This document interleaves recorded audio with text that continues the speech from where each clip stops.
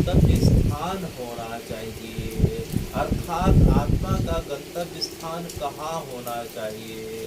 तो हे सूत जी महाराज, आत्मा का गंतव्य स्थान तो परमात्मा के चरण होने चाहिए, और परमात्मा के चरण का जो अनंत काल से स्थान बताया गया है, वह भौतिक शरीर के माध्यम से वह ब्रज अयोध्या वृंदावन बताया गया है।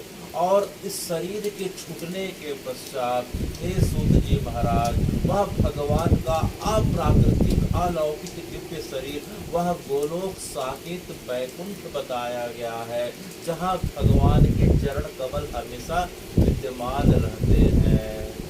तो आपकी कथा जो है, जिसमें श्री भगवान के चरित्रों का, लीलाओं का वर्णन और उनके परम भागवत जो भक्त हैं उनका वर्णन हमें इस प्रकार से सुख प्रदान करता है कि शरीर के छूटने के पश्चात भी केवल और केवल कथा साथ देती है, और वह इस प्रकार से साथ देती है कि वह सीधे भगवान के जो है चरणों से हमें सायुज्य करा देती है। अर्थात जो कथा का इतना लाभ बताया गया है, कथा सुन सुन के धीरे धीरे मन निर्मल होने लग जाता है।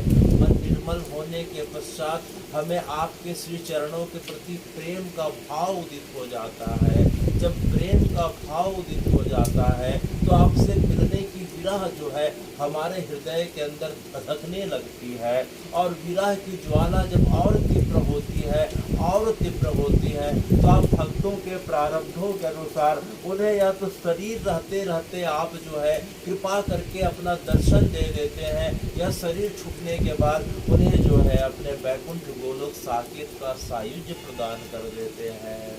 और कई भक्तों की इच्छा के अनुसार जब उन्हें गोलोक की, जब उन्हें वैकुंठ की इच्छा नहीं होती, तो हे सूत जी महाराज, भगवान की कथा इतनी पुण्यकारी है कि उन्हें बार बार जो है आप भक्त के रूप में इस धरा धाम पे जो है अनेक जन्मों तक आप उन्हें जन्म देके अपनी धाम का, अपनी धाम की लीलाओं का प्रकाश करते रहते हैं। जिस प्रकार से आपने उन 8 सखियों पे किया, ललिता, विशाखा, चित्रा, चित्ररेखा, तुंग विद्या, इंदु विद्या, भूदेवी, सुदेवी, आज भी जो है वैकुंठ न जाके अनेक अनेक रूपों के माध्यम से कभी स्त्री और पुरुष बन के अनन्य भक्तों के रूप में आपकी चरणों की कृपा पात्र बने हुए हैं।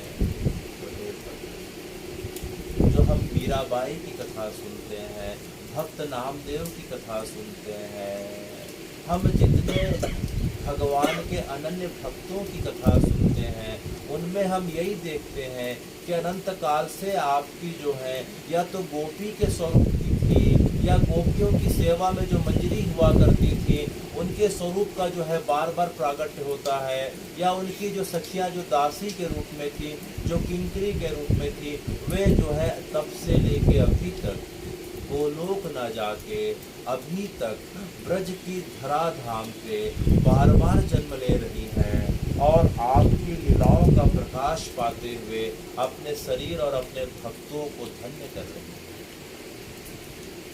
तो जिस प्रकार से हमने पिछले बार की कथा में सुना था कि जब आप प्रभास क्षेत्र में यदुवंशियों को समस्त जो है इस प्रकार से आप गोलोक पहुंचा देते हैं, उन्हें आपस में लड़ने की प्रेरणा देके आखिरी में सब एक दूसरे को मार डालते हैं, सब गोलोक चले जाते हैं। बलराम जी से यह दृश्य देखा नहीं जाता। वे प्रभास क्षेत्र में समुद्र के किनारे एक जगह है, वहाँ जो है शेषनाग का स्वरूप धारण करके जो है धरा धाम के अर्थात नीचे ही नीचे वैकुंठ को चले जाते हैं, और उसके पश्चात हे भगवान आप जो है पहलिए के हाथों से जो तीर छूटता है वह आपके सीधे तलवे पे पड़ता है, और आप जो है प्रभास क्षेत्र में जहाँ पश्चिमी अरब सागर से 3 नदियाँ मिलती हैं, हिरण्य नदी, गोमती नदी और जो है इस प्रकार से सरस्वती नदी, तो जो 3 नदियों का संगम पश्चिमी अरब सागर से होता है, उस जगह पे आपने अपने शरीर का लीला का विराम किया और योग अग्नि के माध्यम से आप गोलोक चले जाते हैं। भगवान आप इतने कृपालु हैं कि शरीर छोड़ने के पहले पहलिया जो आपको तीर मारा था वह आपको पहचान जाता है, अरे यह हिरण नहीं है, यह तो साक्षात द्वारिकाधीश है। वह दौड़ता हुआ आता है और आपके जो है चरण कमलों पे बार बार क्षमा याचना का निवेदन करता है। तो भगवान उसे इस प्रकार से क्षमा करते हैं, हे भगवान आप उसे इस प्रकार से क्षमा करते हैं तो उसे भी अपने साथ गोलोक ले जाते हैं। कहाँ ले जाते हैं? गोलोक ले जाते हैं। तो इस प्रकार से हे भगवान आपने अपनी द्वारिका लीला का स्मरण कर लिया। आपकी द्वारिका लीला द्वारिका में ही जो है द्वारिका धाम में ही पूरी हो जाती है। ब्रज लीला ब्रजमंडल में आपकी पूरी हो गई। आपके जो है पूरे जीवन काल में आपकी 3 लीलाएं हैं। जन्म से लेकर जो है करीब 10 वर्ष 4 महीने 15 दिन तक की जो है ये वृंदावन ब्रज की लीला। इसके पश्चात आप मथुरा आ जाते हैं, वहाँ मथुरा लीला होती है जिसमें आपका जो है कंस का उद्धार होता है आपके हाथों के द्वारा। इसके पश्चात आप गुरुकुल पढ़ने के लिए अवंतिका अर्थात उज्जैन संदीपनी मुनि के आश्रम चले जाते हैं। इसके पश्चात हे भगवान आपका पुनः वापस मथुरा आना होता है। मथुरा जब आते हैं तो बार जरासंध का आक्रमण होता है।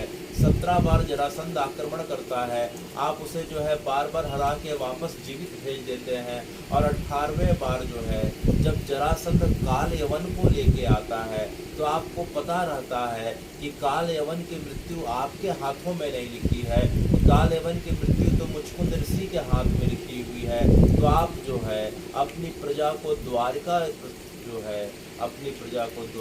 भेज देते हैं, क्योंकि द्वारका ऐसी जगह है कि जो इस प्रकार से समुद्र से घिरा हुआ ऐसा जगह है जो शत्रुओं के लिए अत्यंत दुर्गम्य माना जाता था।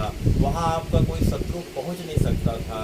तो आपने जो है 18वें बार की लीला मथुरा की लीला को समेटते हुए आपने अपने प्रजाओं के साथ अपने आप को हे भगवान आपने द्वारका जो है अपने आप को द्वारकाधीश के रूप में स्थापित कर लिया। और वहाँ आपकी जो है द्वारकाधीश के रूप में लीला आपकी शरीर की अवस्था के अनुरूप 125 वर्ष तक, कितने वर्ष तक? 125 वर्ष। इस प्रकार से हे भगवान आपकी जो लीला है एक मुख्य ब्रज लीला है और दूसरी द्वारिका लीला है। ब्रजमंडल में जो आपकी लीला करीब 25 से 28 वर्ष की बताई जाती है और इसके पश्चात की लीला जो बताई जाती है करीब 95 से 100 वर्ष की, वह द्वारिका लीला कही जाती है। द्वारका लीला का स्मरण आपने द्वारकापुरी में कर दिया, ब्रज लीला का स्मरण आपने ब्रजमंडल पे कर दिया। तो हे भगवान आप जो है अनेक रूपाए हैं। आप एक ही समय पे अनंत ब्रह्मांड पे अनंत रूप लेके अनंत रूपों के माध्यम से जो है अपने भक्तों के लिए लीला करते हैं। आपकी लीला को समझ पाना बड़ा मुश्किल है।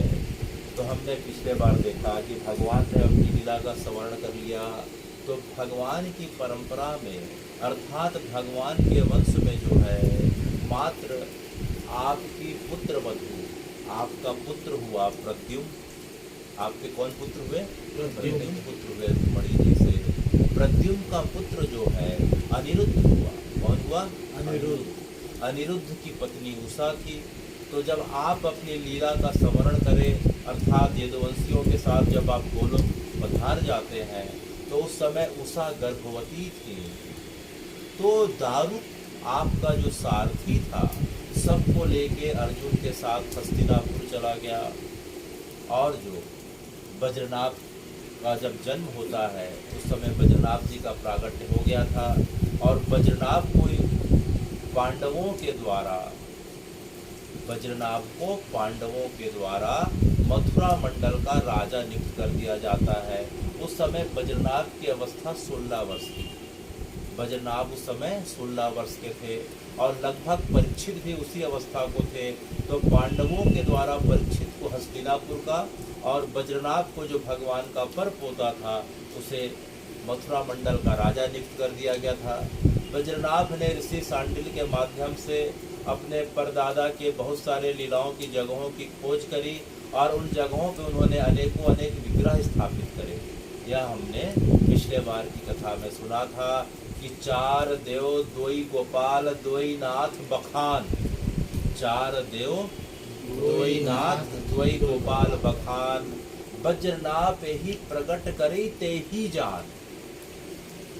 हमारी परंपरा में वज्रनाभ जी के बारे में क्या जो है पंक्ति लिखी गई है कि वज्रनाभ जी ने ब्रजमंडल में मुख्य 8 विग्रहों का निर्माण किया, जिसके बारे में हमने सुन चुके हैं पिछले बार। उसमें 4 गोपाल हैं, 4 देव हैं, हमने सुना था। कौन कौन से हैं बताओ भाई?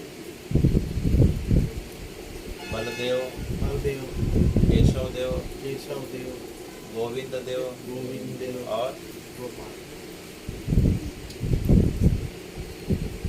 2 नाथ कौन कौन से हैं? श्री गोपीनाथ और श्रीनाथ जी। गोपाल कौन कौन से हैं? साक्षी गोपाल और मदन गोपाल। 4 देव 2 नाथ 2 गोपाल बखान, वज्रनाभ ही प्रकट करी ते ही जान।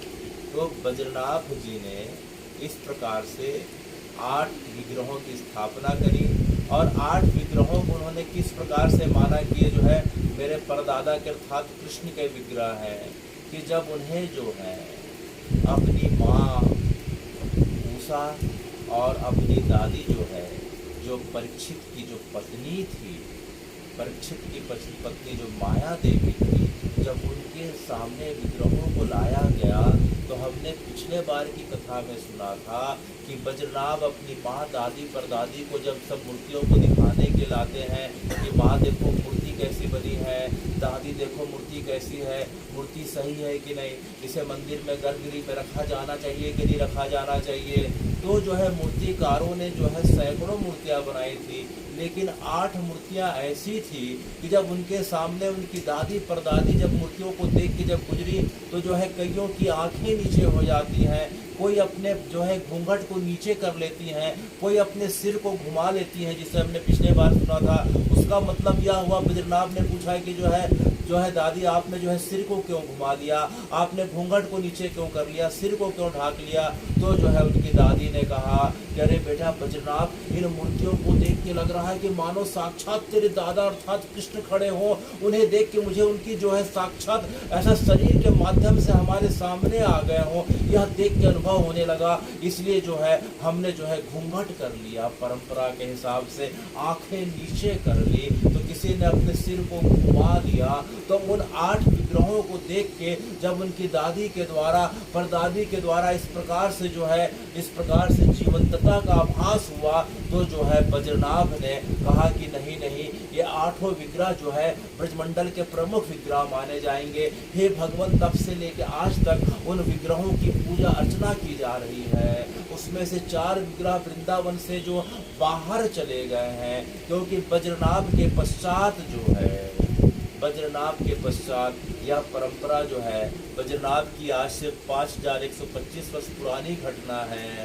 आज से जो है करीब करीब 900 वर्ष पहले अर्थात 1100 में जब आक्रांताओं का सन 1100 के आसपास जब पूरे भारत पे इस प्रकार से दमन चालू हुआ, तो आक्रांता दिल्ली से बढ़ते बढ़ते जब मथुरा मंडल की ओर आने लग गए, उसमें से जो है मोहम्मद बिन तुगलक का नाम, गौरी गजनबी का नाम हम सब ने सुना है। तो हे भगवान, वह मथुरा के मंदिरों को नष्ट करते हुए आगे बढ़ने लग गए। तब वहाँ के मंदिर के पुजारियों के और भक्तों के द्वारा यह निर्णय लिया गया कि हे भगवान, मंदिर तो पुनः बन सकते हैं, लेकिन यह विग्रह तो साक्षात वज्रनाभ के द्वारा स्थापित विग्रह है। इस विग्रहों का अगर कुछ क्षति हो गई तो दोबारा कलयुग तक इनका निर्माण संभव नहीं है, और निर्माण संभव नहीं तो दर्शन संभव नहीं होगा।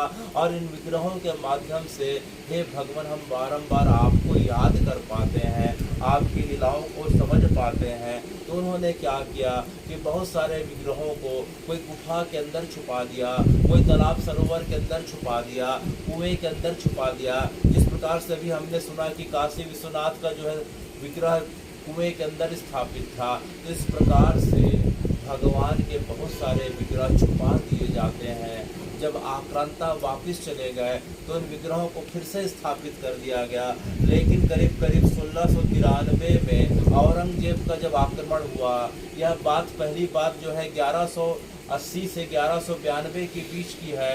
उसके पश्चात विग्रह पुनः भक्तों के द्वारा मंदिर में स्थापित कर दिए जाते हैं। लेकिन इसके पश्चात हे भगवान, यह समय जो सबसे कठिन दौर माना जाता है वह करीब करीब 1693 से लेकर 1699 का था, जब औरंगजेब के द्वारा औरंगजेब जब एक बार मथुरा पे था, मथुरा पे जब अपने जो है किले पे खड़ा था, उसे एक दिव्य रोशनी का एक स्रोत चमकता हुआ दिखाई देता है। उसे समझ में नहीं आता इतनी दिव्य रोशनी कहाँ से आ रही है। वह अपने मातहतों से पूछता है, अधीनस्थ कर्मचारियों से पूछता है कि रोशनी कहाँ से आ रही है। तो उन्होंने कहा जहाँ पना यह रोशनी वृंदावन पे आ रही है। अच्छा, वृंदावन से कहाँ से आ रही है? तो बताए कि जो है यह रोशनी जो है गोविंद देव जी के मंदिर के शिखर से आ रही है। कहाँ से आ रही है? श्री गोविंद देव जी के मंदिर के शिखर से। गोविंद देव जी का जो मंदिर है करीब 7 मंजिला था। कितना मंजिला? 7 मंजिला। आज भी हम जाके देखते हैं तो उसके 3 मंजिल अभी भी जो है साक्षात अभी भी वर्तमान में जो है स्थापित हैं।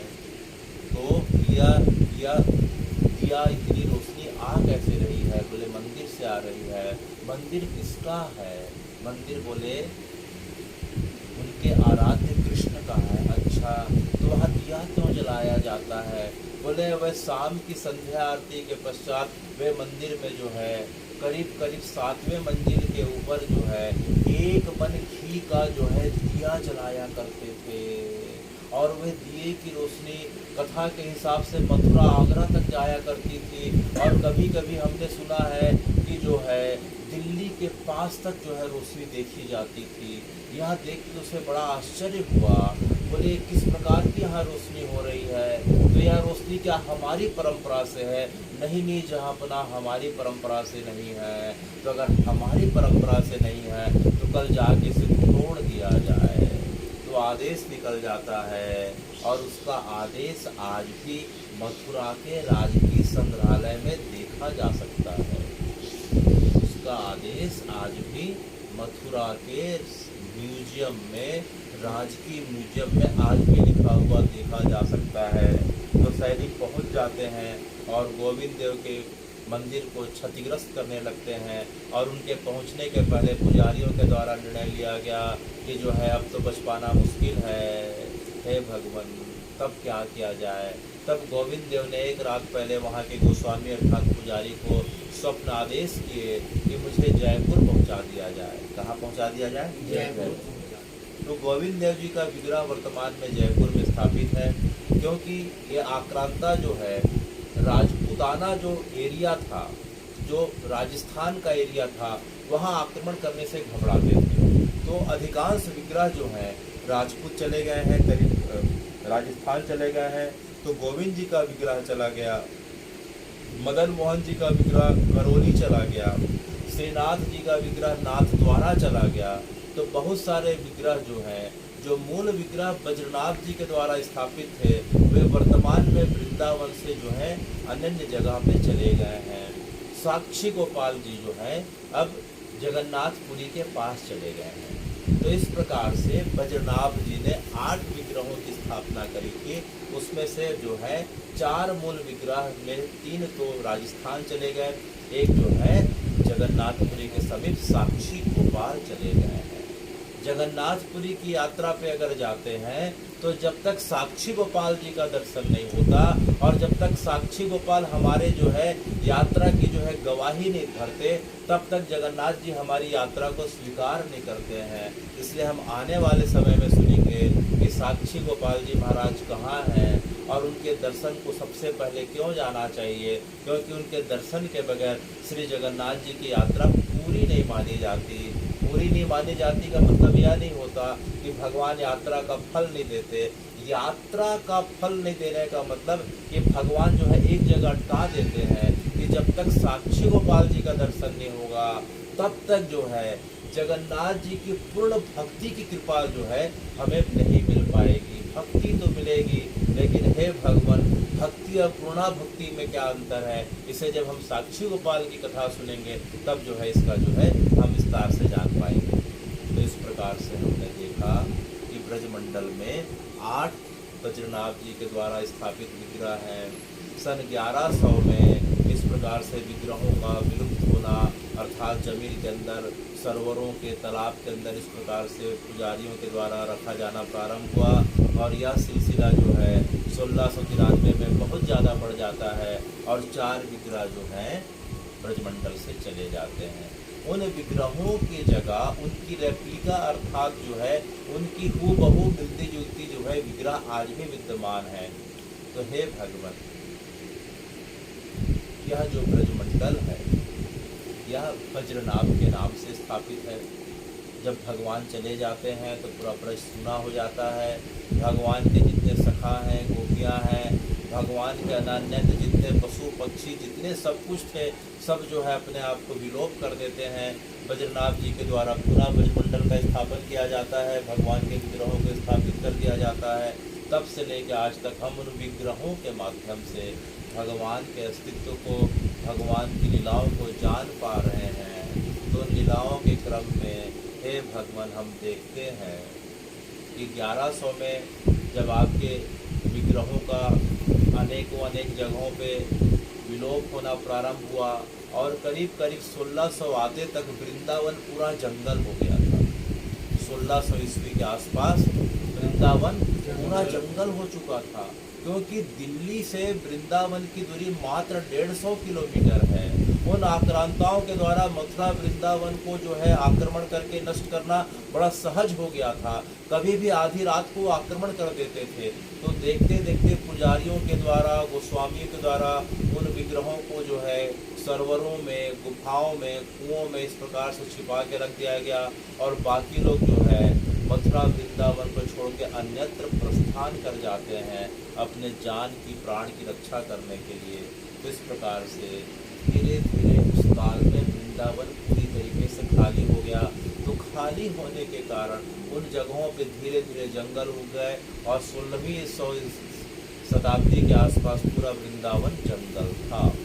तो उसी समय हे भगवान, आपका जो युगल अवतार है, जिसे हम चैतन्य महाप्रभु के नाम से जानते हैं, जो शरीर रूप में तो पुरुष थे लेकिन अंतरात्मा की दृष्टि से वे राधा भाव से युक्त थे।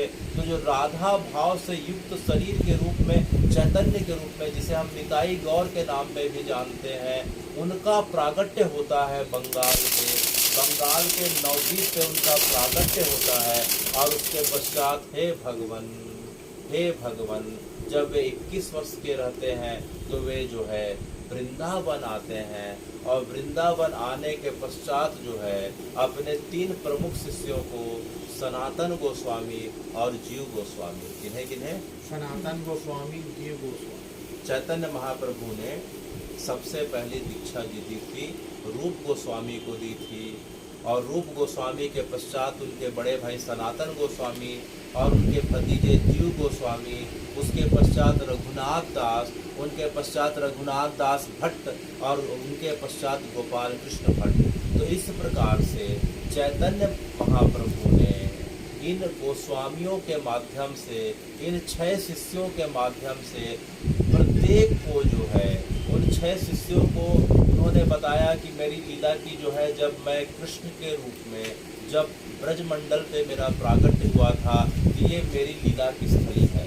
जिस प्रकार से वज्रनाभ को सांडिल्य ऋषि ने बताया था कि भगवान की ये लीला स्थली है। तो करीब 1600 के आसपास पूरा ब्रजमंडल, पूरा का पूरा वृंदावन घने जंगलों से युक्त हो गया था। भगवान के जितने भी लीला के अवशेष थे, जितने भी विग्रह थे, सब लुप्त हो चुके थे। घने जंगल और पशु पक्षियों के अलावा कुछ नहीं था। पूरे ब्रजमंडल की पहचान केवल 2 चीज़ों से होती थी। एक सामने में यमुना जी बह रही हैं और कुछ दूरी पे जो है गिरिराज जी हैं, बाकी पूरा घनघोर जंगल हुआ करता था। तो हे भगवान, चैतन्य महाप्रभु ने अपने शिष्यों को, जिसमें लोकनाथ स्वामी, सनातन और जीव हैं और सनातन और रूप हैं, इनको जो है एक एक लीला स्थलियों के बारे में बताया कि हे लोकनाथ, हे रूप, हे सनातन, देखो देखो ये बंसी वट है, है, देखो देखो यहाँ मैंने कालिया मर्दन किया था, देखो मैंने इस जगह पे जो है माखन चोरी की लीला करी थी, यह गिरिराज है, इस गिरिराज की तुम ठीक से परिक्रमा को समझ लो। मैं जो है इसी जगह पे जो है अपने जो है बाएं हाथ की छोटी उंगली के नाखून के अग्रभाग से जो है गिरिराज जी को मैंने 7 दिन धारण किया था। तो यह राधा कुंड है, यह गोविंद कुंड है। राधा कुंड और गोविंद कुंड चैतन्य महाप्रभु के समय एक छोटे से पोखर तालाब के समान थे, उन्होंने उनका पुनः प्रागट्य किया। यह गोकुल है, यह रमण रेती है, यहाँ मेरी बाल लीला हुआ करती थी, यहाँ के रेत में मैंने इस प्रकार से लोटपोट हुआ करता था। यह देखो ब्रह्मांड घाट है, गोकुल में एक जगह ब्रह्मांड घाट है जहाँ भगवान जो है मिट्टी को लेके मुंह में रखे थे, तो यशोदा मैया उन्हें जोर से फटकार लगाए, उनके मुंह को खोली, तो जैसे मुंह को खोली तो हे भगवान यशोदा मैया को पूरा का पूरा अपने ब्रह्मांड का दर्शन करा दिया। तो जो है यह ब्रह्मांड घाट है। देखो मैंने यहाँ जो है व्रत का उद्धार किया था। यह 2 पेड़ दिख रहे हैं, यमलार्जुन के पेड़ हैं, यहाँ मैंने यमलार्जुन का उद्धार किया था। यहाँ मैंने जो है इस प्रकार से जो है केशी का उद्धार किया, इस जगह पे मैंने बकासुर का, इस जगह पे मैंने अघासुर का। तो हे भगवान इस प्रकार से चैतन्य महाप्रभु जो साक्षात राधा कृष्ण के युगल अवतार कहा जाते हैं, उन्होंने एक एक लीला स्थली का प्राकट्य किया और अपने शिष्यों को लेके जब बरसाना चले जाते हैं तो वे कई दिनों तक समाधि में चले गए, क्योंकि बरसाना तो जो है राधा जी भगवान के हमेशा हृदय में रहती हैं, राधा भगवान की अंतरंग शक्ति है। राधा और कृष्ण में कोई अंतर नहीं है, शरीर 2 लेकिन आत्मा एक है। तो जैसे ही बरसाने में जाते हैं तो बरसाने में जो है श्री जी का जैसे ही जो है ऊपर में भगवान जब श्री जी के प्राकट्य स्थान को, जिस जगह पे श्री जी का बचपना बीता था, उस जगह को चैतन्य महाप्रभु देख के कई दिन की जो है अचेतन अवस्था पे चले जाते हैं, उनकी चेतना विलुप्त हो जाती है। जब वे पुनः चेतना को प्राप्त करते हैं तो अपने शिष्यों को बताते हैं कि देखो देखो यह मोर कुटीर है, मैं इस जगह पे एक बार मोर बन के जो है राधा जी के मन को इस प्रकार से प्रसन्न किया था। यह दान घाटी है, मैं यहाँ इस जगह पे दान लिया करता था। अरे अरे लोकनाथ, अरे अरे रूप, इस जगह पे आओ भैया। महाराज इस जगह पे कौन सी लीला हुई थी? इस जगह पे तो जो है बड़ी अनोखी लीला हुई थी। यह तो सांकरी गली है, इसे सांकरी खोर कहा जाता है। सांकरी खोर 2 पत्थरों के बीच एक सकरी गली है, उस जगह पे आज भी जाके देखें तो एक बार में कोई व्यक्ति बस जा सकता है, आने का भी रास्ता नहीं है, 2 व्यक्ति भी साथ में नहीं जा सकते हैं। तो हे भगवान यहाँ कौन सी लीला हुई थी? अरे रूप यहाँ तो जो है मेरी बड़ी अद्भुत लीला हुई थी। भगवान बड़े लीला के बारे में हमें थोड़ा सा बताएं, आपके जो है हाव भाव को देख के हमें बड़ा रोमांच आ रहा है। तो जो है महाप्रभु बताते हैं, उस जगह पे चढ़ जाते हैं। देखो यहाँ 2 पर्वतों के बीच यह जो है एक छोटी सी गली दिख रही है, तुम्हें दिख रही है क्या? हाँ भगवान हमें दिख रही है। जो बाएं तरफ का पर्वत है उसे जो है काले का पर्वत अर्थात कृष्ण का पर्वत कहा जाता है। जो दाएं तरफ का पर्वत है वह गौरी का पर्वत अर्थात राधा जी का पर्वत कहा जाता है, और इसे ब्रह्म पर्वत भी कहा जाता है, क्योंकि इस जगह पे ब्रह्मा जी साक्षात पर्वत के रूप में पूरे के पूरे राधा जी को विद्यमान धारण करके बैठे हुए हैं। क्योंकि ब्रह्मा जी के मन में हजारों साल की तपस्या के पश्चात यह भाव एक बार उदित हुआ कि मैं सब कुछ पा गया, लेकिन श्री जी की आज तक मैंने कृपा नहीं पाई है। तब श्री जी के चरणों में उन्होंने निवेदन किया, तो गोलोक में श्री जी ने कहा कि हे ब्रह्मा जी, आने वाले समय में जब द्वापर आएगा तो मेरा राधा के रूप में जब अवतार होगा तो जो है आप जो है बरसाना में पहले से चले जाना और बरसाना को पूरे के पूरे जो है घाटी को धारण करके रख लेना। तब से लेके ब्रह्मा जी आज तक जो है पूरे बरसाने को ब्रह्म पर्वत के रूप में धारण करके रखे हैं। तो जो है राधे का अर्थात राधा जी का जो पर्वत है वह थोड़ा सा सुनहरा अर्थात गोरा है। जो बाएं तरफ जो पर्वत है जिसे काले का पर्वत कहते हैं वह थोड़ा काला है। काला हो भी क्यों ना, क्योंकि भगवान तो काले थे, उनकी करतूतें काली थी। यह गोपियाँ कह रही हैं, क्या कर रही हैं?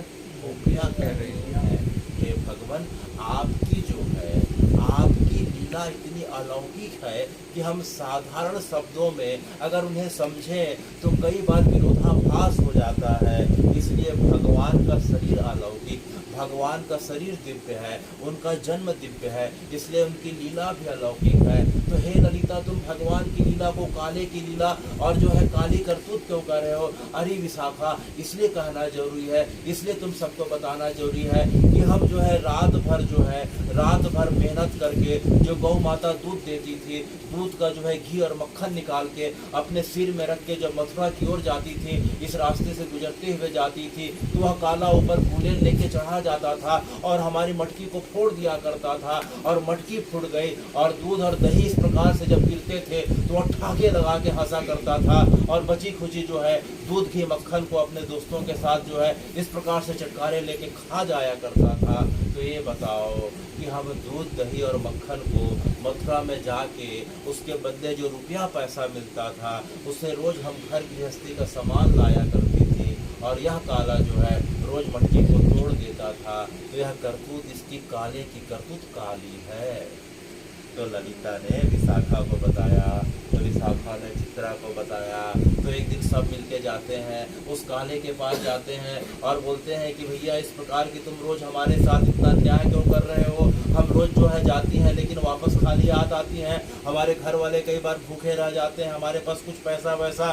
तो जो है काला हंसने लग जाता है और वह काला बोलता है कि भैया इस जगह पे जो है यहाँ का राजा मैं हूँ और तुम्हें मुझे टैक्स देना पड़ेगा। अच्छा, यहाँ का राजा तू है, लेकिन ये तो हम पहली बार सुन रही हैं कि तू यहाँ का राजा है। बोले नहीं, मैं यहाँ का राजा हूँ। अच्छा, तू यहाँ का राजा है, बता तेरा नाम क्या है? तो बोले मेरा नाम कृष्ण है। कई लोग मुझे माखन चोर बोलते हैं, कई लोग मुझे यशोदानंदन बोलते हैं, कई लोग मुझे नंदनंदन बोलते हैं। तो ललिता हंसते हुए बोली कि मैंने तो यहाँ की बस रानी के बारे में हमने सुना था कि यहाँ की रानी तो सिर्फ राधा रानी है, पूरे ब्रज की रानी तो राधा रानी है, इसलिए हम आज भी ब्रज जाएं तो वहाँ लोग प्रेम से राधे राधे बोलते हैं। क्या बोलते हैं? राधे राधे। कृष्ण कृष्ण वहाँ कोई नहीं कहता। तो ललिता ने उस काले को बोला कि भैया किस प्रकार की तू बातें कर रहा है? यहाँ तो सिर्फ रानी है और वह राधा रानी है, वह हमारी लाडली है, वह हमारी श्री जी है, तू कहाँ से नया इस प्रकार से आ गया? तो वह जोर जोर से हंसने लगा और हमारे मटकी को तोड़ने लगा। तो हमने जो है एक बार जो है हमसे रहा नहीं जाता है, तो हमने जाके श्री जी के चरणों में निवेदन किया कि श्री जी देखो तो देखो, एक काला जो है रोज नंदगांव से आता है और जो है हमसे जो है टैक्स के रूप में, कर के रूप में हमसे दही माखन मांगता है, और हम नहीं देती हैं तो हमारी मटकी फोड़ देता है और अपने आप को यहाँ का राजा बोलता है। तब श्री जी ने कहा अच्छा, यहाँ नया राजा कौन सा आ गया? एक काम करना ललिता, आज जब जो है सवेरे आएगा तो 2 सखिया जो है पीछे से चले जाना, 2 सखिया दाएं से, 2 सखिया बाएं से, और जैसे ही मटकी फोड़ेगा नीचे की तरफ 2 सखिया रहेंगी तो तुरंत तुम रस्सी खींच के उसे जो है रस्सी के फांस में उसे बांध लेना और बांध के थोड़ा नीचे ले आना, और मैं देखूँ तो कहाँ का राजा और कैसा राजा। तो दूसरे दिन भगवान जो है नीचे में 2 सखियाँ लेके मटकी को सिर में जा रही थी, तुम विद्या और इंदु विद्या, इधर से ललिता विशाखा एक तरफ से आई, उधर से चित्रा चित्ररेखा आ गई, इस प्रकार से सुदेवी भूदेवी, तो चारों तरफ से जो है इस प्रकार से घेरने के पश्चात उसके ऊपर जो है उन्होंने रस्सी का फांस फेंक दिया, और भगवान के साथ तनसुखा मनसुखा पेंधा भी थे, भगवान के सब सखाओं के ऊपर जो है रस्सी का फांस जो है फेंक के उन्हें बांध दिया जाता है और लकड़ी में बांध दिया जाता है। एक पेड़ के इस प्रकार से पेड़ से बांध दिया जाता है, और पेड़ से बांधने के पश्चात जो है भगवान की लपुटी से अर्थात भगवान की छड़ी से ललिता विशाखा के द्वारा उनकी खूब पिटाई की जाती है। तो यह बात बताते बताते चैतन्य महाप्रभु जो है बहुत दिनों के पश्चात आज मुस्कुरा रहे हैं, आज खिलखिला रहे हैं। अरे लोकनाथ पता है? बोले क्या प्रभु? बोले मैं जीवन में पहले बार मुझे इतना आनंद आया। बोले क्यों प्रभु? बोले देखो तो देखो, मेरे कई जन्मों के जो अनन्य भक्त जो है, जो ललिता विशाखा है, जिनकी जो है मेरी एक पलक से जो है पूरे त्रिभुवन का 14 लोकों का जो है प्रागट्य भी हो जाए और प्रलय भी हो जाए, और आज मैं अपने भक्तों के आगे इतना विवश खड़ा होके आज उनके हाथों से जो है आज मार खाने का इस प्रकार से आनंद ले रहा हूँ। तो हे भगवान, क्या आपको भी आनंद की जरूरत पड़ती है? क्या आप भी अपने भक्तों के साथ हंसी ठिठोली करना चाहते हैं?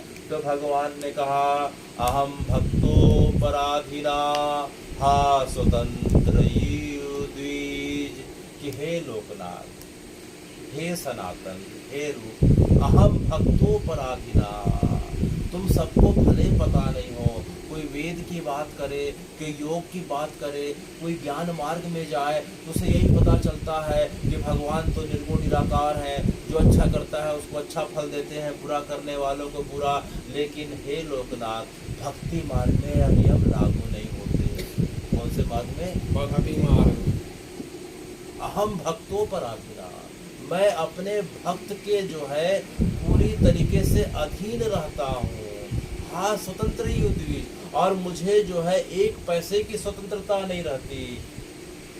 भक्त जो है अपने प्रेम के पाश में बांध के मुझसे जो चाहे करा ले, वह करने के लिए मैं तैयार रहता हूँ। तो उसी प्रकार से, किस प्रकार से? जिस प्रकार से ललिता विशाखा के प्रेम के पाश में बंध के मैं उनके हाथों की इस प्रकार से पिटाई भी खा के जो आनंद लेता था, ऐसा आनंद मुझे आज तक नहीं मिला। हे भगवान, आपको इस प्रकार से ललिता विशाखा ने पकड़ के आपकी पिटाई करी तो आपको मजा आया? बोले बहुत मजा आया। इसीलिए बार बार मेरा जन्म होता है कि मैं भक्तों के साथ खेलूं, कभी उनके हाथ से इस प्रकार से पिटाई खाऊं। और देखो तो देखो, जब तनसुख को ललिता विशाखा ने बांध लिया और पेन्हा को बांध लिया और बांध के जो है खड़े करके जब उनकी पिटाई हुई तो देखते देखते 12 बज गए। जब उनके कोमल कोमल हाथ थक गए लोकनाथ, तो जो है वो चले जाती हैं और हमें छोड़ के चले गई। तब तक जो है उसमें से जो है तनसुख था, उसे बहुत भूख लगती थी, और पेन्हा जो है बहुत छोटे छोटे बात में गुस्सा आ जाता था। जब ललिता विशाखा चित्रा चित्ररेखा चले गई तो तनसुख मनसुख मेरी तरफ देख के मुझसे जोर जोर से चिल्लाने लग गए, मुझे जो है इस प्रकार से बुरा भला कहने लग गए कि तेरे चक्कर में आज हमारी पिटाई हुई। वहां तक तो ठीक था, देख तो देख, बिना कुछ खाए पिए, बिना कुछ खिलाए पिलाए हमारी पिटाई कर रही है। अरे भैया, इतना मारी है तो कुछ खाने पीने को दे देती। तो इस प्रकार से जो है बार बार मेरे ऊपर लांछन लगा रही थी लोकनाथ, कि जो है पिटाई भी खिलवा दिया और पानी तक पीने को नहीं दे रही है। तो उनकी बातें जो है ललिता के कान में पड़ जाती है। ललिता जो है पूछती है कि तुम्हें प्यास लगी है क्या? तो लोग जो है तनसुख और मनसुख जो है उसे देख के ललिता को बहुत जोर से डांट लगाते हैं कि तुझे बिल्कुल नहीं लगता कि सवेरे से जो है, एक तो हमारी गलती नहीं, एक तो हम इस काले के चक्कर में आ गए, और इस काले के चक्कर में आ गए, तूने उसे मारा तो सही, और तो इस काले को कुछ खाने पीने को नहीं दे रही, वो भी सही, लेकिन हमने तेरा क्या बिगाड़ा था? हम तो हमेशा इसके पीछे रहते हैं, कम से कम तो तू पानी तो पिला देती। तो यह सुन के ललिता को बड़ी जोर से हंसी आ जाती है, और हंसते हंसते जो है यह बात जाके श्री जी से बताती है। तो श्री जी का भी हंस हंस के बुरा हाल हो जाता है, और जो है उसके पश्चात हमारे बंधन खोले जाते हैं, और बंधन खोलने के पश्चात जो है हमें कान पकड़ के मुर्गा बनाया जाता है और उठक बैठक कराया जाता है, और इस शर्त पे कराया जाता है कि कल से तुम यहाँ दिखना नहीं, कल से तुम हमारी मटकी नहीं फोड़ना। तो हे भगवान, इस प्रकार से चैतन्य महाप्रभु अपनी लीलाओं को स्मरण करके अपने भक्तों को बता रहे हैं कि यह सांकरी खोर है। कौन सी जगह है? सांकरी खोर। तो बरसाने की जो भगवान की जो लीला है बड़ी अद्भुत थी। तो वहाँ पीली पोखर के दर्शन हो रहे हैं, वहाँ जो है गह्वर वन के दर्शन हो रहे हैं। पीली पोखर वह जगह है जहाँ राधा जी विवाह के पश्चात अपने हाथ के जो है हल्दी को जो पहले बार उस जगह पे धोया था, तो हल्दी के पीलेपन को सरोवर में धोया था, तब से लेकर आज तक जो है वह सरोवर का जल जो है पीले रंग का है, उसे पीली खोर कहा जाता है। बगल में गह्वर वन दिख रहा है, गह्वर वन में जो है श्री जी अपने सखियों के साथ रोज विहार करती थी, रोज इस प्रकार से खेला करती थी। तब से लेकर आज तक गह्वर वन की विशेषता यह है कि जो भगवान के जो भक्त हैं उन्हें आज भी श्री जी के जो है श्री जी की बिछिया की आवाज़, पायल की आवाज़ सुनाई देती है। श्री जी अपनी सखियों के साथ जब रेस्टी लुका छिपी का खेल करती थी, तो जो दाम देने की बारी आती थी, तो आज भी अनेकों अनेक हम भक्तों का जो स्मरण सुनते हैं, उसमें भी जो सुनने को आता है कि ललिता अब तेरी बारी, विशाखा अब तेरी बारी। तो इस प्रकार से यह गह्वर वन है। तो महाप्रभु के द्वारा एक एक जो है जगहों का वर्णन किया जा रहा है, और एक एक जगहों को चिन्हांकित किया जा रहा है। यह नंदगांव है, यह कदम टेर है। तो एक एक जगहों का वर्णन करके जो है चिन्हांकित कर दिया जाता है, और उन 6 गोस्वामियों के द्वारा सनातन रूप और जीव जिसमें प्रमुख हैं, और सबसे प्रमुख सनातन और रूप है जो सगे भाई हुआ करते थे, और उन्होंने एक एक लीला स्थली का फिर से पुनः प्राकट्य किया। भगवान के विग्रह जो अंदर जमीन के अंदर जो छुप गए थे, जो विलुप्त हो गए थे, उन विग्रहों का पुनः प्राकट्य किया, मंदिर का निर्माण किया, विग्रहों का जो है पुनः स्थापित किया, विग्रहों के बगल में सरोवर बनाए, और इस प्रकार से जो है इन 6 गोस्वामियों के द्वारा, इनके द्वारा 6 गोस्वामियों के द्वारा सनातन रूप जीव रघुनाथ दास भट्ट और गोपाल कृष्ण भट्ट, इन 6 गोस्वामियों के द्वारा पुनः ब्रजमंडल का इस प्रकार से प्रकाश होता है 1600 से 1700 ईस्वी के बीच, अर्थात आज से 400 वर्ष पहले। और इस प्रकार से तब से लेकर आज तक जो है हम जब भी ब्रजमंडल जाते हैं इन 6 गोस्वामियों के माध्यम से जो ब्रजलीला का प्रकाश हुआ तब से लेकर आज तक हम देख रहे हैं। तो हे भगवान, आपकी जो लीला है इन 6 गोस्वामियों के द्वारा प्रकाशित हुई है, तो उसमें जो आपकी लीला जो आज हम देख रहे हैं कि जब आपकी लीला, जब आप अपनी इस शरीर की लीला को पूरा करने के पहले आप एक बार, जब सूर्य ग्रहण का समय आता है, कौन सा समय? सूर्य ग्रहण का समय आता है, तो आप पूरे के पूरे द्वारका में अपने माता पिता देवकी वासुदेव के साथ में, अपने बड़े भैया बलराम, मैया रोहिणी, अक्रूर जी और प्रजावासियों के साथ में आप द्वारका से कुरुक्षेत्र पधारते हैं। और इसी समय जब ब्रजवासियों को पता चलता है कि भगवान कुरुक्षेत्र में पधारने वाले हैं, तो पूरे के पूरे ब्रजवासी कहाँ पहुँच जाते हैं? कुरुक्षेत्र पहुँच जाते हैं। कुरुक्षेत्र में एक सरोवर है, वह सरोवर आज भी जो है हमें हम जाके वहाँ दर्शन आचमन स्नान कर सकते हैं। वह सरोवर 2 किलोमीटर लंबा और 1 किलोमीटर चौड़ा है, जिस जगह पे भगवान जो है सूर्य ग्रहण के समय आए थे। तो इधर भगवान का शिविर एक तरफ लगता है द्वारका वालों का, एक तरफ सरोवर के दूसरी ओर जो है शिविर ब्रजवासियों का लगता है। तो भगवान शिविर में अपने विराजे हैं, और वहाँ भी भगवान का राजगान चलते रहता है। भगवान भले सूर्य ग्रहण के लिए आए हैं, लेकिन भगवान अपना राजकाज इस प्रकार से संपादित करते रहते हैं। तो एक बार नंद यशोदा के मन में बड़ी इच्छा हुई कि जो है हमारे लाला को जाके देखा जाए, हमारे लाला को देखा जाए। तो इस समय जो है यशोदा मैया की उम्र जो है करीब 200 वर्ष हो गई।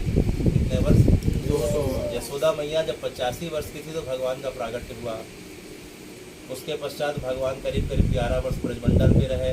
उसके पश्चात करीब आने वाले 15 से 16 साल मथुरा पे रहे। फिर इसके पश्चात जो है ब्रजमंडल चले गए। तो भगवान जब यहाँ आते हैं तो भगवान की अवस्था भी करीब 115 वर्ष की हो जाती है, और यशोदा मैया की अवस्था जो है करीब 200 वर्ष की हो जाती है। भगवान के शरीर छोड़ने के पहले की लीला है, जिसे कुरुक्षेत्र की लीला कही गई। एक की लीला तो जो है हमने सुना था कि कुरुक्षेत्र में युद्ध हुआ था, लेकिन एक दूसरी लीला चल रही है। जब कुरुक्षेत्र का युद्ध पूरा हो गया था, भगवान सूर्य ग्रहण में शरीर छोड़ने के पहले एक बार आए थे, तो पूरे के पूरे ब्रजवासी जो है कुछ जगह पे आए हैं। तो यशोदा मैया जो है आज नंद बाबा को बोल रही है कि नंद बाबा, मैंने सुना है कि हमारा लाला जो है आज अपने प्रजाओं के साथ और बलराम के साथ, बाकी के साथ जो है तालाब के उस पार जो है ठहरा हुआ है। तो नंद बाबा ने कहा कि अरे यशोदा, तुमने बिल्कुल सही सुना है कि हमारा लाला जो है द्वारका से अपने प्रजा के साथ, मंत्रियों के साथ और बड़े भाई बलराम के साथ और अपने शरीर के माता पिता जो है देवकी वासुदेव के साथ आया है। तो यह सुनते ही जो है यशोदा मैया की आंखों से झरझर आंसू गिरने लग गए। तो नंद बाबा ने कहा, अरे यशोदा तो रो क्यों रही है? तो यशोदा मैया ने कहा कि देखो देखो, मुझे मेरे लाला को देखे आज करीब जो है 112 वर्ष हो गए। कितने वर्ष? 112 वर्ष। जब से गया था मुझसे बोल के गया था, भैया मैं परसों आ जाऊंगा, और परसों कहते कहते बरसों हो गए। तब से लेके मैंने आज तक अपने लाला को नहीं देखा। पता नहीं मेरा लाला दूध पीता है कि नहीं, पता नहीं मेरे लाला को कोई मक्खन ठीक से खिलाता है कि नहीं, पता नहीं मेरे लाला को ठीक से टाइम से कोई खाना देता है कि नहीं। वह मेरा लाला तो जो है खाने के मामले में बड़ा अनमना है, बात करते करते यशोदा मैया को लाला की बचपन की बात याद आ गई, जब लाला अर्थात भगवान 2 साल से 6 साल के थे। तो उसकी घटना को याद करके बोल रही है कि लाला तो अपने मन से कुछ खाता नहीं था, उसके पीछे पीछे मैं रोटी माखन का कौर लेके दौड़ा करती थी। दौड़ने के बाद पकड़ में आता था तो जैसे मुंह में लगाती थी, मुंह को इधर फिर के फिर से भाग जाता था। उसको पकड़ने के लिए मैं इस खंभे से उस खंभे जाया करती थी। कभी वह छत के मुंगेर पे चढ़ जाता था, कभी पेड़ के डाल पे चढ़ जाता था, तब कभी गौ माता के गोठान पे घुस जाया करता था। तो इस प्रकार से उससे एक कौर खिलाना नंद बाबा मानो जो है इस प्रकार का दुनिया का सबसे कठिन कार्य हुआ करता था। और पता नहीं मेरे लाला को जो है इस प्रकार से जतन करके वो खिलाने वाला होगा कि नहीं, पता नहीं मेरा लाला कैसा होगा, क्योंकि वह अपने मन से तो कुछ मांगता नहीं था, और मांगता नहीं था तो उसके पीछे जाओ तो भी इसे खाता नहीं था। और कभी कभी खिलाओ तो 1-2 कौर खा के वह तब तक नहीं खाता था जब तक गौ माता को फिर से नहीं खिला दो, जब तक उनके सखाओं को तनसुख मनसुख को बुला के नहीं खिला दो। तो वह मेरा लाला तो बड़ा अद्भुत लाला है। पता नहीं उसकी भावना को उसकी जो शरीर की माँ है जिसे देवकी कहते हैं वह समझ पाई होगी कि नहीं। मेरा लाला कहीं बीमार तो नहीं पड़ गया होगा, मेरा लाला तो अपने मन से नहाता नहीं था। जब गौ चरा के वापस आता था तो पूरा शरीर उसके धूल से और गौ माता के गोबर से इस प्रकार से नहा जाया करता था। मैं उसे पकड़ के जबरदस्ती जो है इस प्रकार से बाल्टी में पानी भर के गरम गरम पानी से उसे नहलाया करती थी। एक एक हाथ पैर के श्रीअंगों को पूछा करती थी, तब लह दे के बड़े मुश्किल से उसके हाथ पैर साफ हुआ करते थे, क्योंकि अपने मन से छोड़ दो तो कई दिनों तक नहीं नहाए तो पता नहीं मेरे लाला को कौन नहलाता होगा, कौन ठीक से खिलाता पिलाता होगा। यह बचपन की बातें याद करके जो है यशोदा मैया रो रही हैं। उनकी भावनाओं को देख के नंद बाबा से रहा नहीं जाता है। वह यशोदा मैया का हाथ पकड़ के वे भगवान के शिविर की ओर चलने लग गए।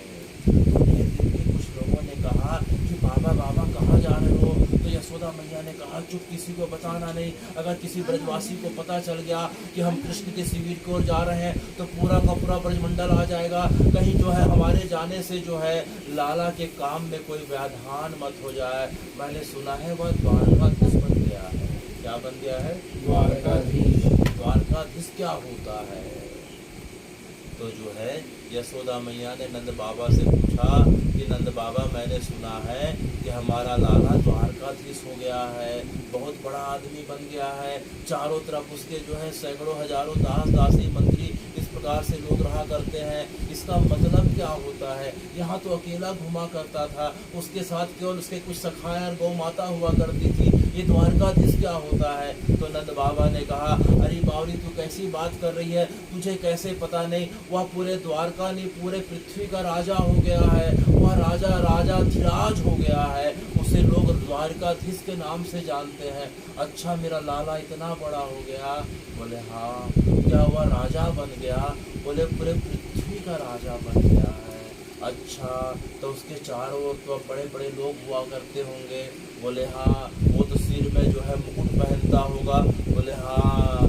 अच्छा अब क्या वो मोर मुकुट पहनता है क्या?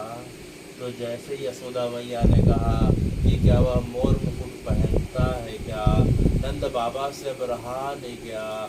वे अपने सिर को जो है चारों तरफ शिविर लगे हुए थे, शिविर जो खंभे से जो है स्थापित किए गए थे, उन खंभों में अपने सिर को पटक पटक के रोने लग जाते हैं। वह रो इसलिए रहे थे क्योंकि भगवान जिस दिन वृंदावन से मथुरा जा रहे थे, अक्रूर जी उन्हें लेके जब जा रहे थे तो भगवान ने 3 चीजें जो है दे दी। 3 चीजें ब्रजवासियों के लिए छोड़ के गए थे। 3 चीजों को भगवान ने ब्रज में छोड़ दिया था। एक भगवान का मोर पंख था, एक मोर मुकुट था। ब्रजमंडल में भगवान का मुकुट था तो कौन सा था? मोर मुकुट था। मोर मुकुट को उन्होंने छोड़ दिया। भगवान ने अपनी बांसुरी को छोड़ दी और भगवान ने अपनी लकुटी अर्थात लाठी को छोड़ दी, यशोदा मैया को दे दी। और तो और जाते जाते हे भगवान, जब आप गोपियों के बीच से जाते हैं तो आपकी आंखों में इतनी हिम्मत नहीं होती कि आप उन गोपियों से श्री जी से आंखों को मिला लेते। तो आपने जो है काले रंग की आप साल हमेशा उड़ा करते थे, तो काले रंग की साल को आपने जो है श्री जी को उड़ा के और आंखों को नीचे करके आप जो है रथ में बैठ के चले जाते हैं। तो भगवान अपने मोर पंख को, बांसुरी को, लकुटी अर्थात गाय चराने के लिए जिस लाठी को लेके जाते थे, गौ माता को हाँका करते थे, सबको छोड़ के जो है चले गए। तो जब यशोदा जी ने पूछा कि नंद बाबा क्या हुआ, मेरा लाला सिर में जो है मोर मुकुट पहनता है क्या, क्योंकि राजा लोग तो मुकुट पहनते हैं। तो नंद बाबा रोने लग जाते हैं और रोते रोते बोलते हैं, अरे बावली तुझे पता नहीं कि तेरा लाला तेरा जो है मोर मुकुट तेरे हाथ में ही दे के चला गया था। अच्छा, तो मोर मुकुट मुझे दे के चला गया था? बोले हाँ तुझे दे के चला गया था। तब कौन सा मुकुट पहनता है? तो बोले अभी तू जाएगी तू देख लेना कि तेरा लाला कौन सा मुकुट पहनता है। अच्छा, इस प्रकार से जो है नंद बाबा और यशोदा मैया जो है, उम्र इतनी ज़्यादा हो गई थी, कमर जो है झुक गई थी, हाथ में डंडे को लेके धीरे धीरे ठक ठक करके बढ़े जा रहे थे, कपड़े उनके फटे पुराने चिथड़े वाले हो गए थे, पैर में जो है चप्पल जूते नहीं थे, इस प्रकार से खाली पैर चले जा रहे थे। और उम्र के हिसाब से उनकी आंखें जो हैं अब काफ़ी धुंधली हो गई थी। और दूसरी जो बात यह है कि उनकी आंखें रो रो के अंधी हो गई थी, रो रो के अंधी हो गई। क्योंकि भगवान जिस दिन से ब्रजमंडल को, वृंदावन को छोड़ के गए थे, तब से लेके आज तक उनके आँख के आंसू और पूरे ब्रजवासियों के आँख के आंसू एक दिन थमे नहीं थे। तो जो है उनके आँख जो है रो रो के अंधे हो गए थे, अंधों के समान हो गए थे। क्योंकि आँखों के सामने पानी आ जाए तो सामने की चीज़ें दिखाई नहीं देती है, सिर्फ यही भावना है कि जो है दिन भर रोते रोने के कारण उन्हें अगल बगल की कोई चीज़ें दिखाई नहीं देती थी। इस प्रकार से ठक ठक करके जा रहे थे। तो अचानक जो है एक द्वारपाल ने रोक दिया, कह रहे बाबा कहाँ जा रहे हो, कहाँ जा रहे हो, तुम्हारे पास कोई जो, अरे हम जो है द्वारकाधीश के पास जा रहे हैं। अच्छा, तुम्हारे पास अंदर जाने का कुछ जो है इस प्रकार से कुछ कार्ड वार्ड है क्या, तुमने किसी से अनुमति ली है क्या? बोले नहीं, हम तो उससे अनुमति नहीं लिए हैं। अच्छा, उनसे अनुमति लेना पड़ता है क्या? यशोदा मैया ने पूछा कि क्या तुम्हारे द्वारकाधीश के मिलने के लिए अनुमति लेना पड़ता है क्या? बोले अरे कैसी बातें कर रही हो मैया, वो द्वारकाधीश है, कोई भी आ रहा जा पाएगा क्या? बोले नहीं नहीं, ऐसे कोई नहीं जा सकता, पहले जो है उनका जो है इस प्रकार से अनुमति होना जरूरी है, बिना अनुमति के हम अंदर नहीं जाने सकते। तो जो है यशोदा मैया वहीं बैठ के रोने लग गई और जोर जोर से रोने लग गई कि अरे लाला, लगता है तुझे मेरे जन्म में नहीं देख पाऊंगी। तो जो है वहाँ का जो द्वारका का सुरक्षा कर्मी था मैया के पास आता है। बोले मैया तू जोर से मत रो, इस प्रकार से रो क्यों रही है, आखिर कारण क्या है? बोले मैं अपने लाला को देखना चाहती हूँ। अरे भैया वो कोई लाला वाला नहीं है, किस प्रकार की बार बार लाला लाला बोल रही है, वो द्वारकाधीश है। तो नंद बाबा उसके कंधे में हाथ रख के बोलते हैं कि जाके भैया उस द्वारकाधीश को बोल देना कि ब्रज से जो है नंद बाबा और यशोदा मैया आए हैं। अरे मैं नहीं चाहता, मुझे जो इस प्रकार की बातों का समय नहीं है, तुम किस प्रकार की बात कर रहे हो, चले आए इस प्रकार से फटे पड़े पहन के। तो जो है यशोदा मैया जो है उस सुरक्षा कर्मी के पैरों में गिर के बोलती है कि एक बार तो जाके बोल दे, एक बार तो मेरे लाला को जाके बोल दे। अच्छा ठीक है, तू बार बार बोल रही है तो मैं जाके बोल देता हूँ, लेकिन जो है इसके बाद मुझे तंग नहीं करना। हाँ दोबारा तंग नहीं करूँगी, एक बार जाके मेरे लाला को तो बोल दे। क्या बोलना है ठीक से बताओ? बोले जाके बोलना कि ब्रज से जो है नंद यशोदा आए हैं। अच्छा, तो जो है उस सुरक्षा करके जाके दरोगा ऊपर वाले इस प्रकार से जो है जैसे ही भगवान सिंहासन पे बैठे थे, भगवान के कान में जैसे ही जो है उनके मुख्य अंगरक्षक ने कहा कि महाराज ब्रज से, अच्छा ब्रज से सुनते ही भगवान उछल के खड़े हो गए और उसके बाद उसको पकड़ के बोले और बताओ आगे क्या? बोले ब्रज से भगवान कोई नंद यशोदा आए हैं। अच्छा नंद यशोदा आए हैं क्या? मेरे को नंद बाबा आए हैं क्या? मेरी यशोदा मैया आई है क्या? बोले हाँ भगवान, वो बैठे हैं दूर पे, वे बार बार ऐसा हमें बोल रहे हैं कि मुझे मेरे लाला से मिला दो, मुझे जो है मेरे कन्हैया से मिला दो, मुझे जो है गोपाल से मिला दो, मुझे माखन चोर से मिला दो। अच्छा नंद बाबा, यशोदा मैया भी है क्या? बोले हाँ है। अच्छा वो कैसे दिख रहे हैं? अरे भगवान आप किस प्रकार के उताले हो रहे हैं, उनकी तो कमर झुक गई है, ठीक से आंखें नहीं दिखाई दे रही है, कपड़े भी बड़े अजीब टाइप के पहने हैं, जगह जगह से फटे हैं, लाठी लेके चल रहे हैं, कभी इधर टकराते हैं कभी उधर टकराते हैं। यह सुन के भगवान ने कहा अब इसके आगे बिल्कुल कुछ बोलने की जरूरत नहीं है, मैं समझ गया कौन आए। इस प्रकार से भगवान अपने सिंहासन से अपने चरण पादुका को छोड़ के सिंहासन से कूद के नीचे उतर जाते हैं और जोर जोर से चिल्लाते हुए कि बाबा बाबा, मैया मैया, बाबा बाबा, इस प्रकार से जोर जोर से बोलते हुए सबके भीड़ के बीच से चिरते हुए उनके बीच चले जाते हैं। और जैसे दूर से देखते हैं कि अरे ये तो लगता हुआ झुके हुए नंद बाबा है, और जहाँ जो है पूरा का पूरा आंसुओं का तालाब बन गया था, ये तो यशोदा मैया है। भगवान से रहा नहीं जाता, देखते देखते भगवान उनके चरणों के सामने गिर के इस प्रकार से साष्टांग दंडवत हो जाते हैं और जोर जोर से भगवान जो है सुबकी मार के रोने लग जाते हैं। भगवान की आवाज को सुन के, और नहीं आवाज से ज्यादा भगवान के श्री अंगों की खुशबू को जो है यशोदा मैया पहचाना करती थी, क्योंकि भगवान के श्री अंग से जो है केसर मिश्रित चंदन की खुशबू आया करती थी। वह समझ गई कि लाला आ गया, जोर जोर से चिल्लाने लग गई, लाला तू कहाँ है बेटा, लाला तू कहाँ है, मैं इतने दिनों से तुझे देख रही थी। तो लाला तो जो है जमीन में मानो अचेत पड़ा हो। तो नंद बाबा धीरे से जो है लाला के पास झुकते हैं, लाला को उठाते हैं। भगवान भी देखते देखते अपने आप को बाल रूप में बदल देते हैं। यशोदा मैया के लिए और नंद बाबा के लिए भगवान आज जो है एक बालक के रूप में जो है बदल जाते हैं। और देखते देखते यशोदा मैया जो है भगवान को अपने गोद में बैठा लेती है। अरे लाला देखो तो नंद बाबा, लाला कितना कमजोर हो गया है, इसके हाथ पैर देखो तो कितने दुबले पतले हो गए, देखो तो इसकी गाल धस गई, इसकी आंखें धस गई। जबकि कथा बताती है कि हाथ पैर दुबले और जीर्णशील तो जो है नंद यशोदा के थे। आंखें भगवान को याद करके रो रो के उनकी आंखें कोटरों में धस गई थी। ना खाने के कारण उनके पूरे के पूरे गाल में गड्ढे पड़ गए थे, लेकिन अपनी परवाह ना करते हुए देखो मेरा लाला कितना कमजोर हो गया।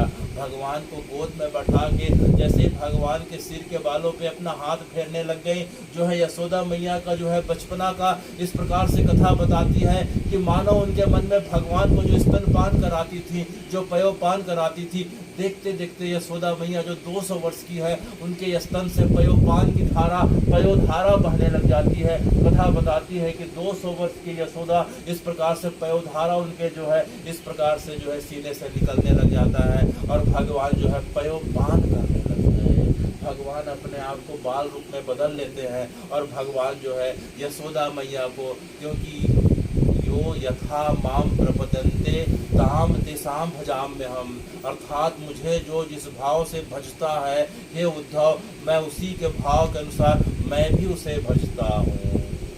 जो मुझे बालक रूप में भजता है मैं उसके लिए बालक बन जाता हूँ, जो द्वारकाधीश के रूप में भजता है उसके लिए द्वारकाधीश बन जाता हूँ, जो मुझे शत्रुता का भाव रखता है तो उसे मैं कंस के समान जो है उसके साथ व्यवहार करता हूँ, जो मुझसे मित्र का व्यवहार करता है तो मैं उसके लिए अर्जुन का सारथी बन जाता हूँ। तो को जो है यो यथा माम प्रपदन्ते, जो मुझे जिस भाव के रूप में भजता है ताम तेसाम अहम भजामि, मैं उसे उसी रूप में भजता हूँ।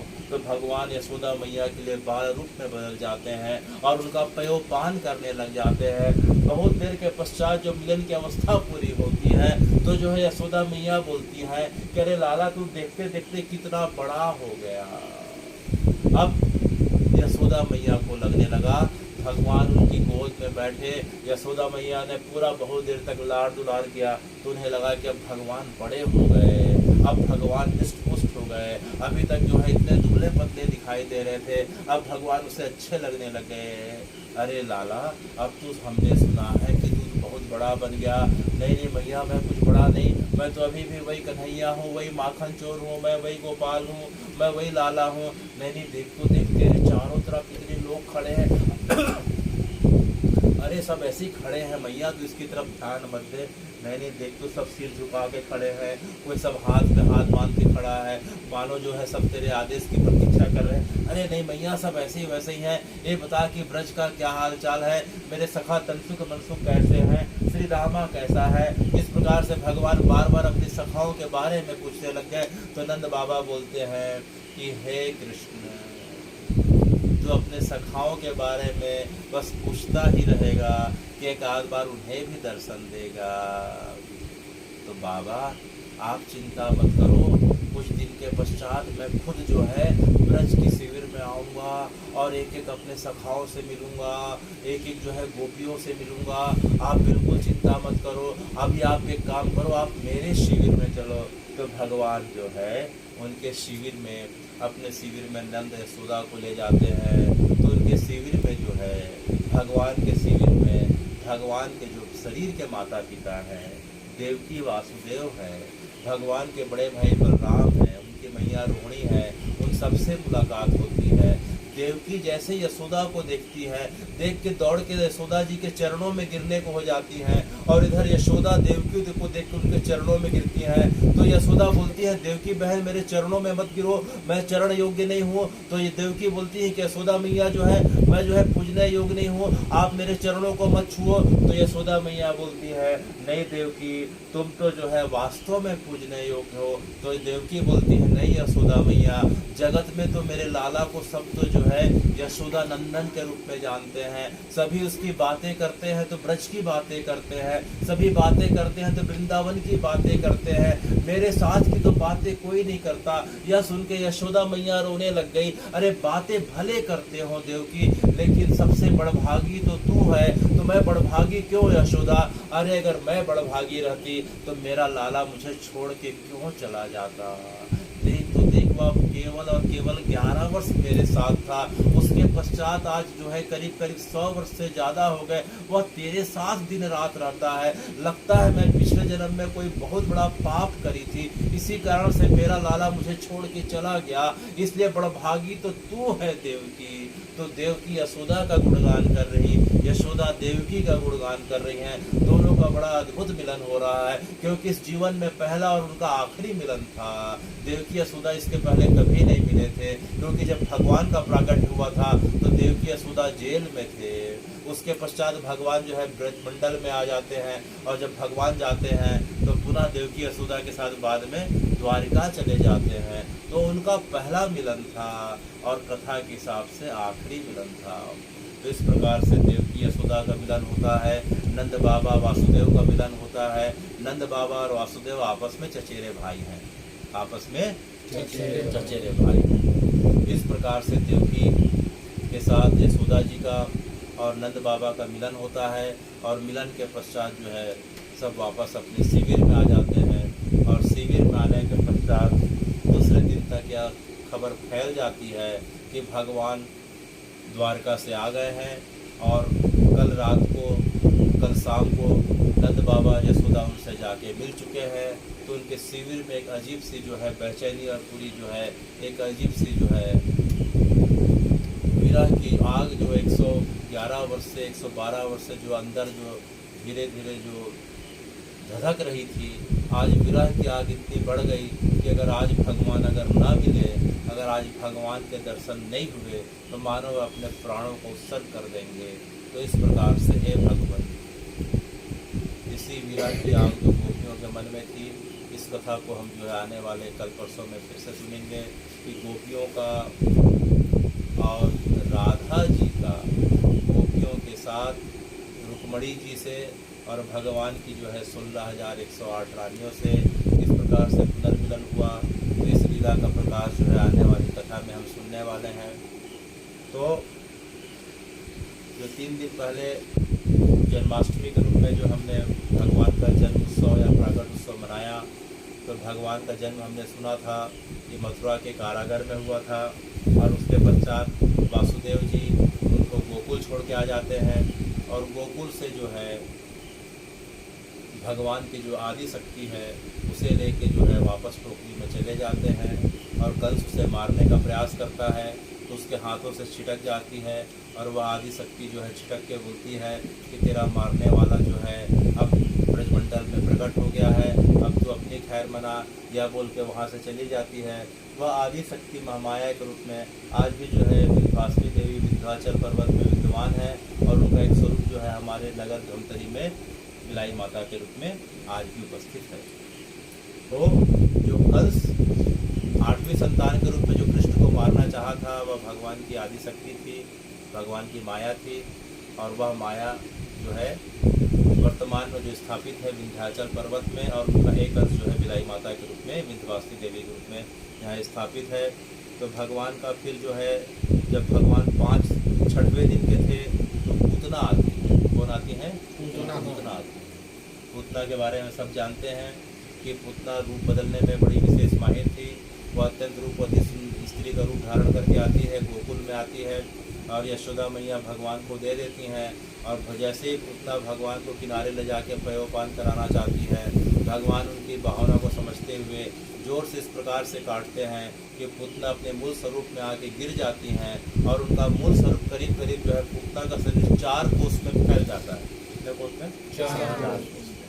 जब पूतना जब शरीर छोड़ती है तो उसका शरीर बड़ा भयानक विभत्स शरीर जो है दिखाई देता है, क्योंकि शरीर छोड़ते समय अपने मूल स्वरूप में आ जाती हैं, क्योंकि भगवान के सामने जो है कोई भी अपने जो है नकली रूप में ठहर नहीं सकता। तो जैसे ही पूतना अपने शरीर को छोड़ती है उसका विभत्स चेहरा सामने आ जाता है, बड़ी बड़ी आँखें और बड़ा बड़ा इस प्रकार से भयानक बाल और बड़ा कुरूप चेहरा सामने आ जाता है और जब गिरती है तो कथा बताती है करीब करीब 4 कोस के क्षेत्र में जो है उसका शरीर गिरता है। जब उसको जलाने का समय आता है तो इतना शरीर भारी रहता है कि जो है नंद बाबा बोलते हैं कि एक शरीर के जो है टुकड़े टुकड़े किए जाए, तो एक शरीर पे टुकड़े टुकड़े करके जब उसको जलाया जाता है यमुना जी के किनारे तो जो है बड़े सुगंधित अगरू का जो है सुगंधित जो पुष्प की खुशबू आती है, चंदन केसर की खुशबू आती है, वैसा खुशबू पूरे ब्रजमंडल में व्याप्त हो गया। इसलिए व्याप्त हो गया क्योंकि पूतना भले मारने के लिए आई थी लेकिन उसके प्रति मारने के पहले जो है भगवान के प्रति कौन सा भाव था? मातृत्व भाव, वात्सल्य भाव था। भगवान को पयोपान के माध्यम से अर्थात पिलाने के माध्यम से वह मारने का प्रयास कर रही थी। तो भगवान उसको जो है माँ के समान गति प्रदान करते हैं। कौन सी गति? माँ के समान। लेभे ततम धात्री उचिताम, लेभे माने प्रदान किया, ततम माने उसको, धात्री उचिताम माने माँ के समान। ततो अन्यम किमवा दयालु शरणम ब्रजेहम शरणम ब्रजेहम। तो जो पूतना जिसको मारने के लिए आई थी, हे भगवान उसे भी आपने तार दिया। हम तो आपको देखना चाहते हैं, आपसे बातें करना चाहते हैं, आपसे हंसी ठिठोली करना चाहते हैं। तो क्या हम पूतना से भी गए बीते, क्या हम कंस से भी गए बीते, क्या हम रावण से भी गए बीते। अब तो कृपा करें, अब तो कृपा करें और अब तो कृपा करें।